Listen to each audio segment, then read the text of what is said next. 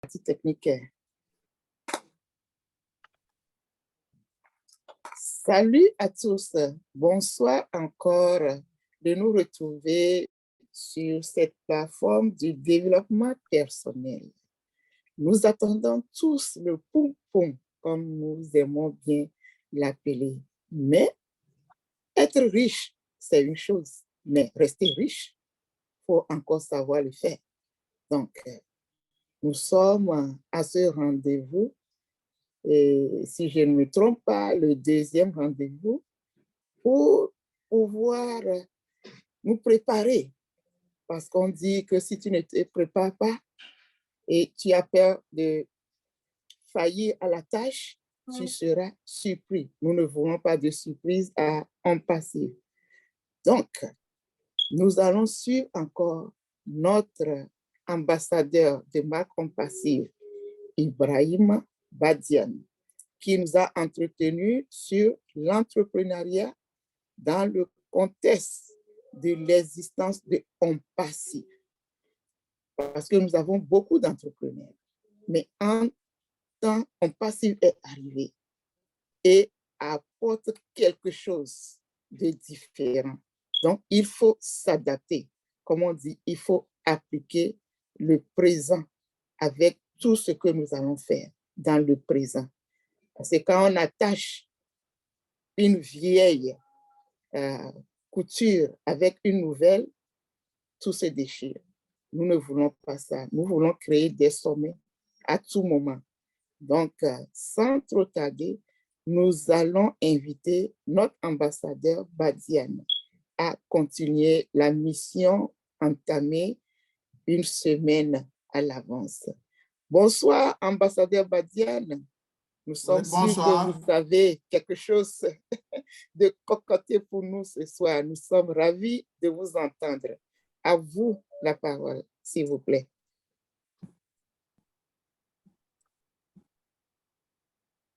Ambassadeur Badian est en train de passer son écran. Oui.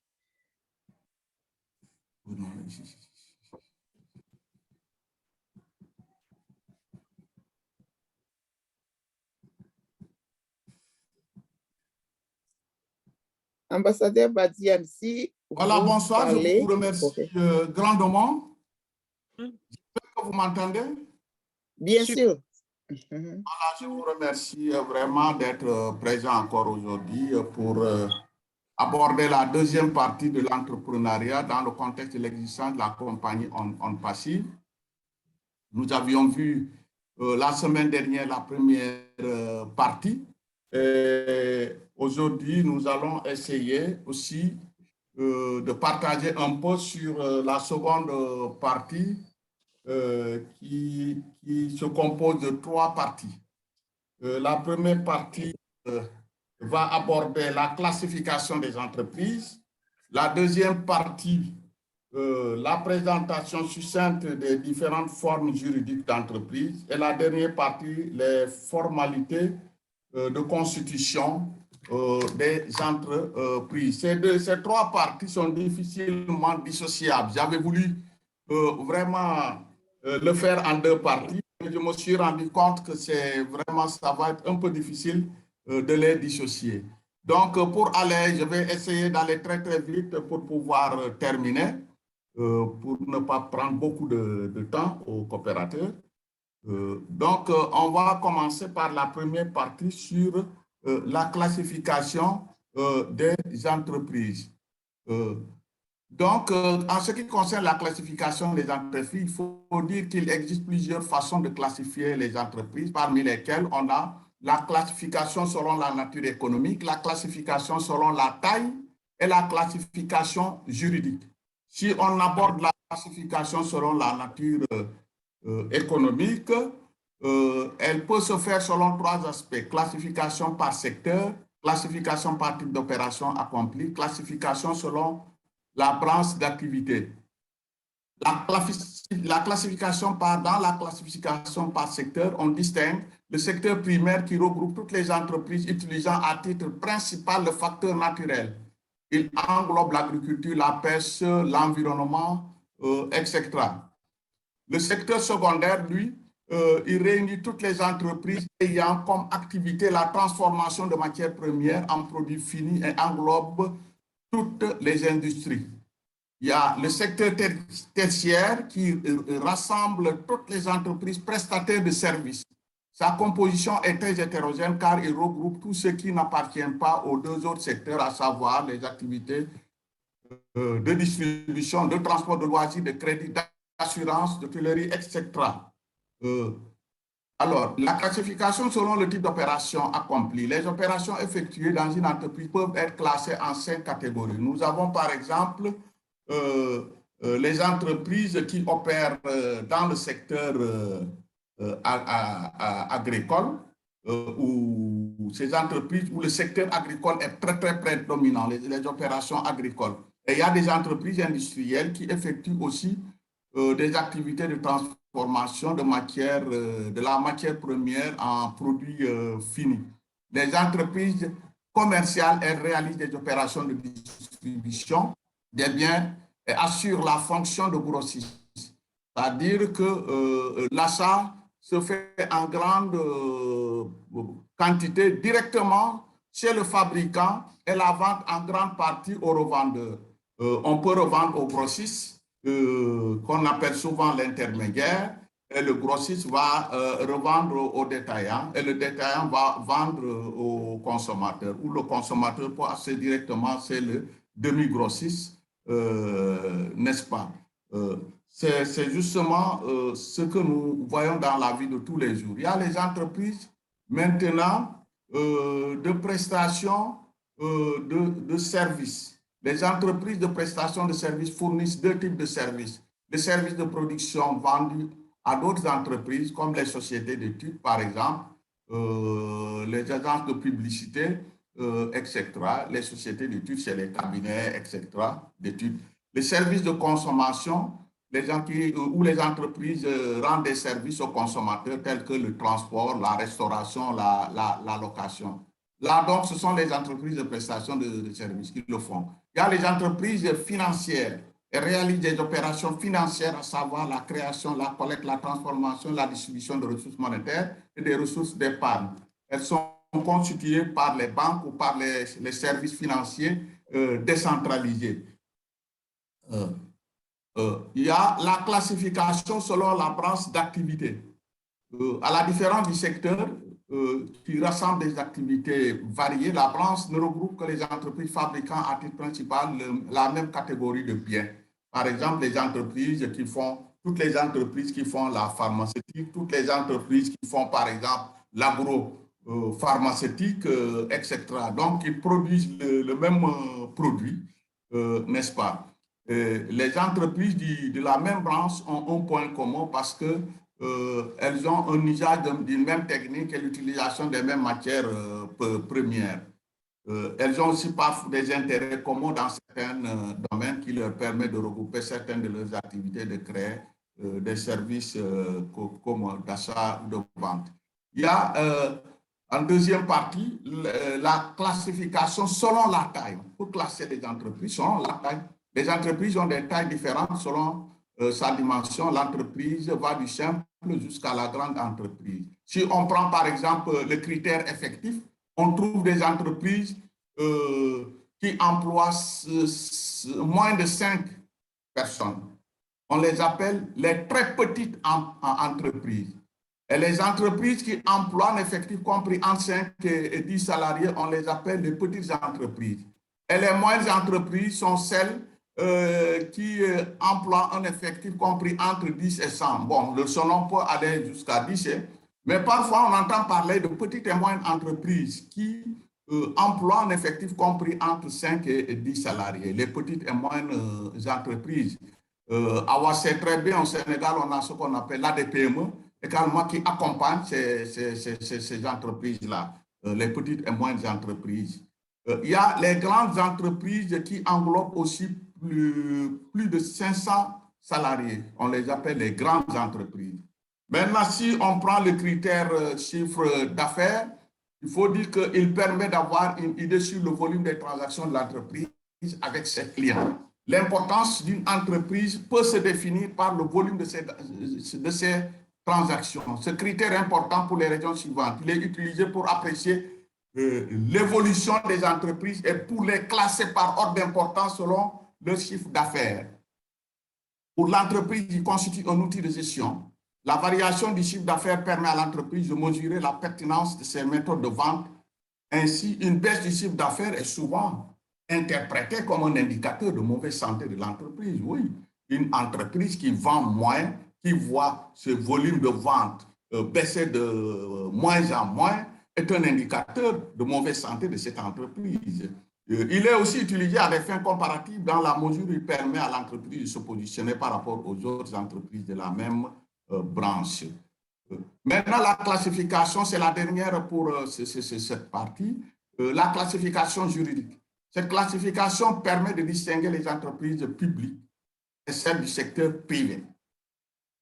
Dans le secteur public, on distingue les entreprises publiques. Ce sont les entreprises qui appartiennent en totalité à l'État. Ce dernier détient l'intégralité du capital, le pouvoir de gestion et de décision. C'est vrai que ces entreprises, actuellement, on les voit en moins dans nos pays, avec les injonctions des bailleurs de fonds, et puis le fait aussi que ces entreprises publiques ont fait beaucoup d'échecs dans nos pays parce que les gens gèrent mal, gouvernent mal. Ces entreprises souvent constituent, disons, un réservoir où les gens prennent de l'argent parce que personne n'est responsable. On dit que c'est les deniers de l'État, c'est pour l'État. C'est pourquoi actuellement on voit de plus en plus des entreprises semi-publiques. Bon, au Sénégal, on avait la Poste qui était une entreprise publique de l'État. Maintenant, je ne sais pas où est-ce qu'il y a une mutation ou pas. Bon, on va en savoir durant les discussions. C'est comme exemple, c'est ce que je voulais donner comme exemple. Il y a les entreprises semi-publiques, ce sont des entreprises contrôlées par des pouvoirs publics, soit des investissements au niveau des prix politiques de l'emploi, etc., où des personnes privées participent financièrement ou à la gestion. Je peux donner l'exemple, par exemple, au Sénégal, de la Sénélec, également, où le secteur privé est prépondérant. Il y a également la STE, où le secteur privé prépondérant dedans. C'est une entreprise privé-public ou public-privé. Voilà. Dans le secteur privé, on distingue aussi des entreprises qui sont, parfois, on a les entreprises individuelles qui appartiennent en totalité à une certaine personne qui en assure la gestion et également la direction. Il y a la société. C'est une entreprise, la société, bien sûr, mais là, la société est un contrat par lequel deux ou plusieurs personnes conviennent de mettre en commun leurs biens ou leur travail, ou les deux à la fois en vue de partager le bénéfice qui pourra en résulter. Ce qui nous amène à aller dans la deuxième partie, présentation sur des formes juridiques d'entreprise. Les formes juridiques, je vais les présenter suivant la loi OHADA. L'OHADA, c'est l'organisation de l'harmonisation en Afrique pour le droit des affaires. Donc, ça regroupe actuellement 17 pays. C'est une structure qui est internationale, je peux dire. Et les lois sont régies pour permettre aux investisseurs de pouvoir, n'est-ce pas, harmoniser les lois, de pouvoir, un investisseur peut facilement le faire dans un pays à un autre. On a harmonisé vraiment les lois et que sur les affaires, et ça, c'est extrêmement important. Donc, avant d'accomplir des formalités constitutives, l'entrepreneur a souvent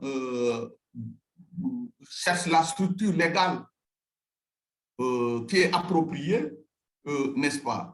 Le choix est souvent porté en se basant sur, comme je le dis, la loi OHADA.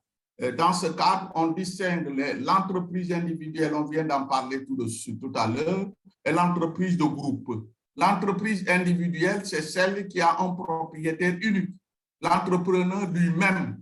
Bien que cette forme d'entreprise ait l'avantage d'être simple sur le plan organisationnel, elle a des inconvénients multiples, notamment sa disparition avec le décès de l'entrepreneur propriétaire. La limitation de ces sources de financement diffère de l'absence de caution solidaire, la responsabilité illimitée de l'entrepreneur en cas de faillite. Tous ces biens constituant une garantie vis-à-vis des créanciers de l'entreprise peuvent être saisis en cas de faillite de celle-ci parce qu'il est seul. Justement, il a contracté un crédit et s'il fait faillite, vraiment, c'est lui qui va payer les pots cassés, n'est-ce pas? Ensuite, nous avons toujours dans cette présentation, on a l'entreprise de groupe. L'entreprise de groupe, c'est justement celle qui a plus de propriétaires. Elle se présente sous forme de société. L'avantage de cette forme d'entreprise est que les responsabilités sont partagées entre plus d'une société. Pour ce type d'entreprise, l'ensemble des biens de la société reste gage commun des créanciers. Les formes couramment rencontrées en droit au HADA sont, on rencontre souvent la société en nom collectif, la société en commandite simple, la société à responsabilité limitée, la société anonyme, la société coopérative. Les coopératives sont actuellement intégrées dans les actes uniformes de l'OHADA. La société en nom commun, on va en parler brièvement. La société en nom collectif, la loi définit la société comme une entreprise dans laquelle tous les associés sont commerçants et répondent indéfiniment et solidairement des dettes sociales. Cela signifie que les associés sont personnellement responsables de toutes les dettes de la société et que leurs biens personnels peuvent être saisis pour rembourser les dettes de la société. La société en nom collectif est constituée entre des personnes qui s'engagent en raison de leur confiance mutuelle.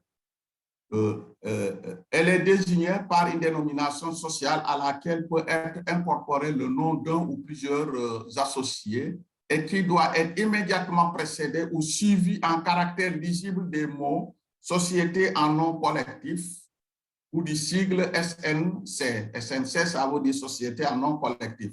La loi ne fixe aucun minimum. Le capital social est divisé en parts sociales de même valeur qui ne peut être cédée avec le consentement de tous les associés. Ensuite, nous avons la société en commandite simple. Cette société est celle dans laquelle coexistent aussi un ou plusieurs associés indéfiniment et solidairement responsables de cette des dettes sociales dénommées associés commandités. Donc, il y a deux catégories. Il y a les sociétés même de l'entreprise qu'on appelle les associés commandités et les autres qui peuvent également être associés qu'on appelle les commanditaires. Ceux-là ne sont responsables des dettes sociales dans la limite de leur apport.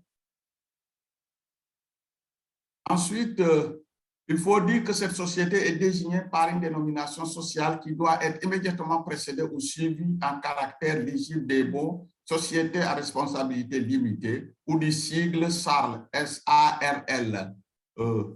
Sauf disposition nationale contraire, le capital social doit être d'1 million de francs CFA au moins. Ça, c'est le minimum que la loi fixe. 1 million au minimum. Il est divisé en parts sociales égales dont la valeur minimale ne peut être inférieure à 5 millions de francs CFA. La société, ensuite, on a la société à responsabilité limitée. Oui, c'est toujours cette-là. La société à responsabilité limitée est gérée par une ou plusieurs personnes physiques associées ou non. Cette société remplisse à la clôture de l'exercice social deux conditions suivantes. Si le total du bilan supérieur à la fin de l'exercice est de 125 millions et le chiffre d'affaires supérieur à 250 millions, avec un effectif de 50 personnes recrutées, ces sociétés sont tenues de désigner au moins un commissaire au compte. Ça, c'est la loi qui leur exige ça.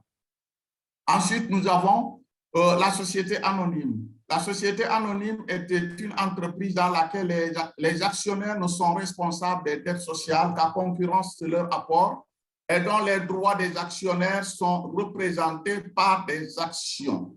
La société anonyme est désignée par une dénomination sociale qui doit être immédiatement précédée ou suivie en caractère lisible des mots société anonyme ou du sigle SA. On l'appelle souvent les SA, société anonyme. La SA peut ne comprendre qu'un seul actionnaire. Hein. Oui, une société anonyme, comme la SARL, également, un seul individu peut créer une société anonyme. Ça, c'est la loi OHADA qui l'autorise. Le capital social minimum est fixé à 10 millions.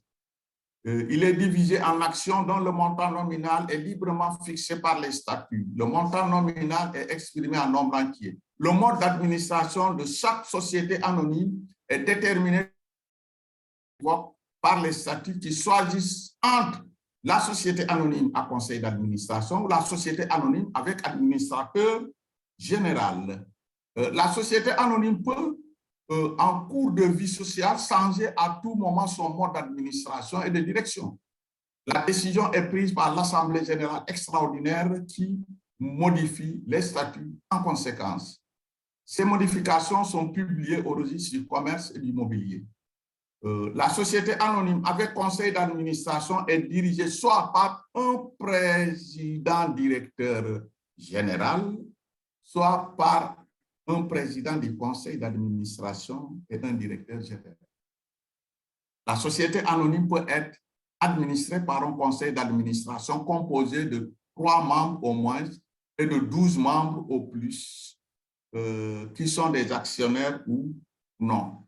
Donc, c'est ce que la loi OHADA, n'est-ce pas, dit. On termine par la société coopérative. La société coopérative est un groupement autonome de personnes volontaires réunies pour satisfaire les aspirations et besoins économiques, sociaux et culturels communs, au moins d'une entreprise dont la propriété et la gestion sont collectives et où le pouvoir est exercé démocratiquement selon les principes coopératifs. Donc, c'est un peu pour vous dire que cette définition est la définition qui est empruntée par, c'est la dernière définition de 1995, qui est aujourd'hui la plus utilisée dans les instituts, les écoles supérieures. C'est la définition de l'Alliance coopérative internationale. Les sociétés coopératives exercent leur action dans toutes les branches de l'activité. C'est ça l'importance. On peut trouver les sociétés dans toutes les branches de l'activité, hein, depuis la production et même jusqu'à la commercialisation. Mais la loi OHADA prévoit 2 types de coopératives. Il y a la société coopérative simplifiée qui est constituée entre 5 membres physiques ou moraux au minimum. Donc, 5 personnes peuvent constituer, n'est-ce pas, cette société. Cette coopérative est désignée par une dénomination sociale qui doit être immédiatement précédée ou suivie en caractère lisible de l'expression société coopérative simplifiée. La société coopérative avec conseil d'administration est dirigée, la société coopérative avec conseil d'administration est constituée entre 15 personnes. Ça, c'est la deuxième type de coopérative autorisée par l'OHADA. Est constituée entre 15 personnes physiques ou morales au moins.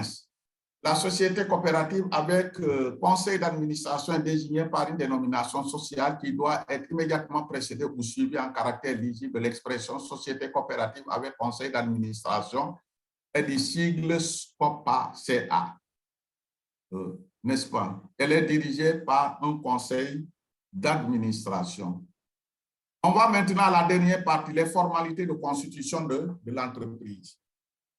Pour une entreprise individuelle en création, la procédure est simple. Elle porte essentiellement sur le remplissage des formalités d'enregistrement, le dépôt et le suivi du dossier de reconnaissance légale, l'obtention de l'agrément ou reconnaissance légale. Ensuite, on va démarrer les activités lorsque la société est agréée ou reconnue officiellement.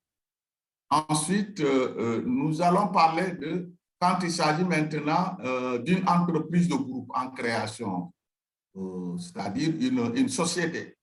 Les étapes sont les suivantes. La finalisation des textes de base, tenue de l'Assemblée générale constitutive, remplissage des formalités d'enregistrement, dépôt et suivi du dossier de reconnaissance, obtention de l'agrément ou de la reconnaissance légale, installation des organes statutaires et démarrage des activités. Donc, ce n'est pas difficile. Hein. Il faut dire que c'est le conseil que je donne à tout le monde. Si vous voulez constituer une société dans votre pays, il faut vous rapprocher du huissier de votre localité. Ils ont tous les formulaires pour aider les entrepreneurs à constituer leur coopérative. C'est vrai que vous allez payer leurs prestations, mais ce sont eux, une fois que vous payez vos prestations, ce sont eux qui vont, n'est-ce pas, faire toute la démarche de constitution de la coopérative. Donc, les huissiers dans vos pays respectifs. Si vous voulez vous-même, vous pouvez le faire. Au Sénégal, par exemple, on peut faire certains dossiers au niveau des CREA, même au niveau de la Chambre de commerce. Mais là-bas, généralement, ce sont les GIE, les groupements d'intérêt économiques, qui sont autorisés. Mais les autres sociétés, il faut impérativement passer par un huissier ou un notaire. Maintenant, on a les préparatifs au démarrage des activités. La société ou l'entreprise étant constituée, il ne reste plus qu'à préparer les formalités de démarrage des activités, dont les plus importantes sont les formalités bancaires. Elles sont des plus simples. Il s'agit de se munir des statuts de l'entreprise et du registre de commerce pour pouvoir ouvrir un compte à la banque de son choix et y déposer les fonds recueillis. La banque exigera le document officiel des mandataires du compte de la société. Pour parachever les formalités bancaires, il faudra veiller à la mise en place des prêts accordés. Voilà. Ensuite, il y a maintenant, une fois qu'on a ça, il faut choisir, si c'est une entreprise qui nécessite un lieu d'implantation, il le faut, le lieu d'implantation de l'entreprise est important. Ainsi, pour une activité commerciale, une position géographique stratégique pour favoriser la réussite de l'entreprise. Par exemple, être situé dans une rue passante ou un quartier peuplé et animé peut conduire au succès de l'entreprise. Par contre, pour d'autres activités, le lieu d'implantation n'a pas d'influence sur la masse des activités. Le choix, donc, doit être fait en fonction de la nature des activités de l'entreprise. Quoi qu'il en soit, le choix d'implantation doit obéir aux critères suivants: visibilité, accessibilité, proximité, possibilité d'extension. Ensuite, il faut rassembler les moyens physiques de fonctionnement. Il s'agit de faire passer commande des outils de travail auprès des fournisseurs. S'il s'agit d'une usine ou si l'activité prévue nécessite des machines, équipements, il faudra opérer les choix des types qu'il faut. Les préparatifs, c'est aussi la commande de matières premières ou tout simplement l'achat de marchandises. Il s'agit d'une activité de distribution. Il faudra enfin, s'il s'agit d'une activité de distribution, il faudra enfin effectuer la mise en place progressive de tous les outils de travail, notamment les matériels et fournitures de bureau, la documentation, le mobilier, etc. On ne doit pas oublier l'abonnement en eau, en électricité, et les téléphones. C'est vrai, il le faut impérativement. Hein? Ça, il ne faut pas l'oublier si on implante une entreprise, n'est-ce pas? Maintenant, l'autre phase, c'est le recrutement et formation initiale du personnel. Il faudra définir le profil des futurs employés de l'entreprise et procéder à leur recrutement et à la formation du personnel. En recrutant, il faut éviter de tomber dans les travers habituels de certains créateurs qui consistent à ne vouloir recruter que les parents et amis proches. Il faut également éviter le piège du népotisme, car l'expérience montre que les gens qui sont proches du créateur ne sont pas toujours les meilleurs collaborateurs. Il faut plutôt chercher à recruter des gens qui peuvent vraiment être utiles à l'entreprise. des gens qu'il faut à la place qu'il faut, même s'il faut parfois réserver quelques postes à des parents et amis.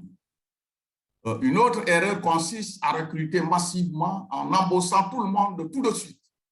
Le personnel recruté doit recevoir une formation minimale pour être opérationnel au jour prévu pour le démarrage des activités de l'entreprise. L'idéal serait de recruter des gens ayant déjà une certaine expérience dans le domaine concerné, de sorte que la formation se réduise au strict nécessaire. L'entrepreneur doit être bien formé pour mieux se familiariser à tout ce qui est management de l'entreprise, marketing, finance, comptabilité, gestion du personnel, etc. Il y a maintenant la préparation au niveau marketing. Pour une entreprise tournée vers le progrès, le démarrage des activités nécessite un soutien marketing. Ainsi, vous pouvez avoir besoin de publicité, de promotion, de lancement. Tout cela doit être préparé minutieusement. Il est vivement conseillé de s'adresser à un consultant ou à une agence spécialisée dans la production de matériel public promotionnel, annonces, presse, radio, télévision, offres promotionnelles de lancement, actions de relations publiques, prospectus, etc. Avant le démarrage effectif, jetez un dernier regard sur l'ensemble des préparatifs pour vous assurer que tout est prêt pour le grand jour, le jour d'ouverture. Les formalités après le démarrage des activités. Les formalités après le démarrage sont essentiellement d'ordre fiscal, social et administratif, n'est-ce pas? Il y a la déclaration fiscale d'existence. Quelle que soit la forme juridique de votre entreprise, peu après le démarrage effectif des activités, il faudra accomplir des formalités de déclaration fiscale d'existence. Cette formalité est accomplie en vue d'obtenir un numéro de compte de contribuable enregistré dans le fichier central des impôts et par lequel l'entreprise est suivie fiscalement. Il y a maintenant la déclaration auprès des organismes sociaux.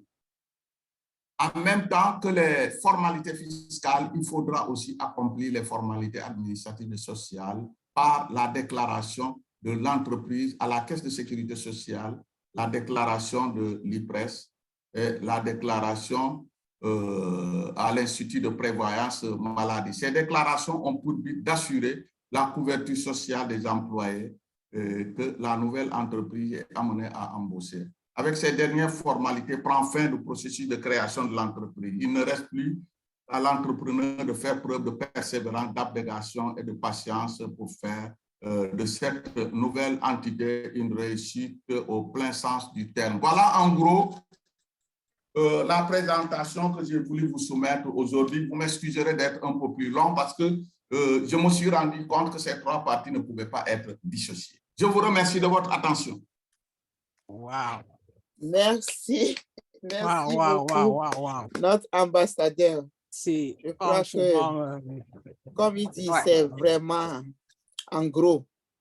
Et cette présentation peut être disputée sur 6 mois ou bien 1 an quand tu t'inscris dans certaines écoles ou certains départements. Merci encore. Bien sûr, l'argent est là, mais comment utiliser cet argent? C'est pour ça que nous faisons ces formations-là. L'ambassadeur nous a détaillé quelle forme de compagnie nous allons attaquer, comment et où aller, qu'est-ce qu'on veut de plus. C'est à nous de réfléchir à tout ce qui a été donné aujourd'hui. Ambassadeur Angeline Rose ou Awa, qu'en pensez-vous? Franchement, merci Kunadou, je suis complètement... c'est comme un coup magistral. C'est tellement dense et riche. Malheureusement, comme tu dis, mais heureusement, il y a l'enregistrement. On doit s'en approprier et chacun peut choisir parmi la classification où ils se positionnent et suivre le processus. On a maintenant vraiment ambassadeur Ibrahima, on ne saurait comment vous remercier parce que franchement, c'est une feuille de route à garder jalousement. C'est tellement dense comme tu le dis, mais tout le monde ne peut pas tout faire. Donc,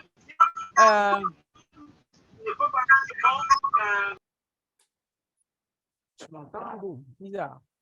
Donc, chacun choisira dans quel domaine, dans quel secteur, dans la grandeur de ce qu'il veut faire. Donc, merci infiniment, ambassadeur Ibrahima. La balle est de notre côté. Je pense qu'aucun fondateur ne saura plus dire que je ne sais pas quoi faire et où commencer parce que la procédure administrative, elle est aussi là pour aider, pour savoir où se renseigner. Oui, les législations étant différentes dans les pays, mais vraiment, chapeau. Merci infiniment. Merci. Merci, ambassadeur Angeline Rose. Aujourd'hui, il n'y a pas autre trim à ton nom. Ambassadeur Awa. Écoute, comme dit Angeline, hein, on est époustouflés. Si c'était en anglais, ils allaient dire mind-blowing. Hein, à chaque fois qu'il y a de nouveaux produits, on passive. Mais nous, on est sans voix. On a vraiment un professeur. Comme Angeline l'a dit, il y a, ce qui est marrant, c'est que vous vous rendez compte, il a élagué. Il allait nous en dire davantage. Mais le temps ne lui permet pas de s'attendre davantage, si vous permettez la répétition. Il nous a dit quand même le minimum qu'il nous fallait.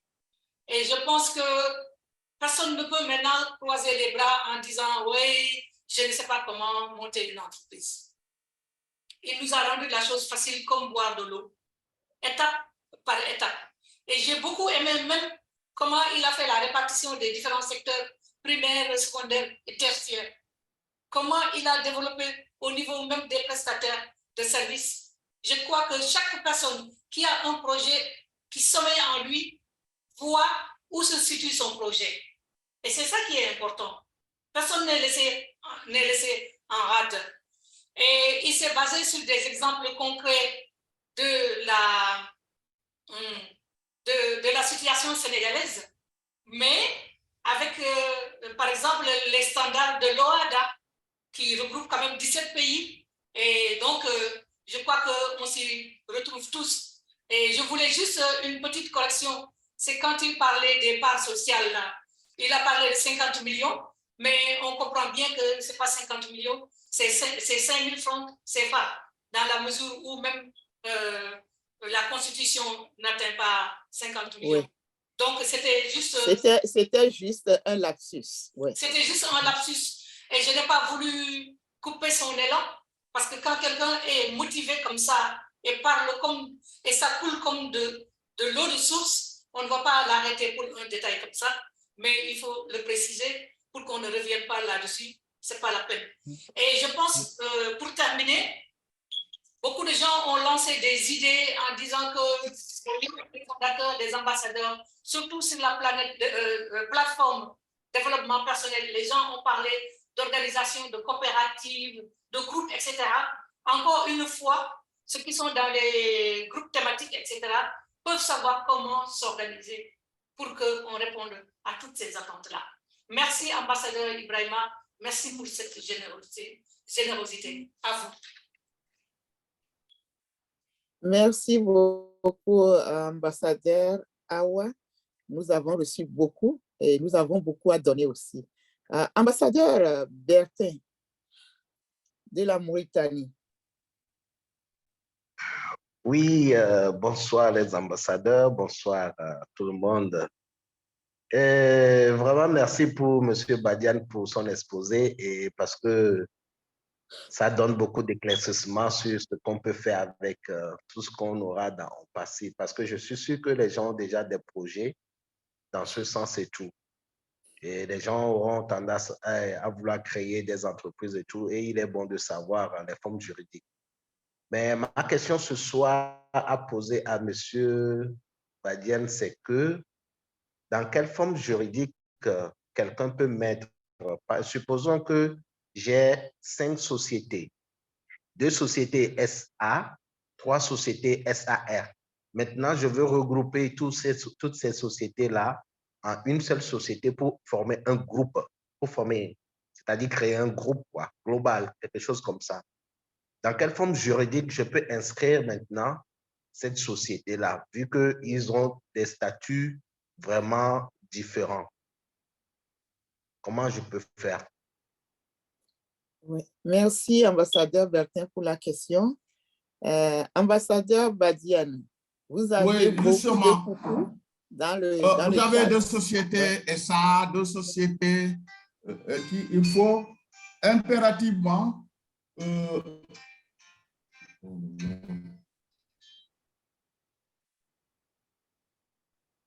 je suis en réunion. Vous avez 2 sociétés. Vous avez 2 sociétés SA, 2 sociétés SAL. Vous voulez faire ce qu'on appelle, là, vous ne pouvez pas les unir, hein, ce n'est pas possible. Ce que vous pouvez faire une transformation d'une société à une autre plus intéressante.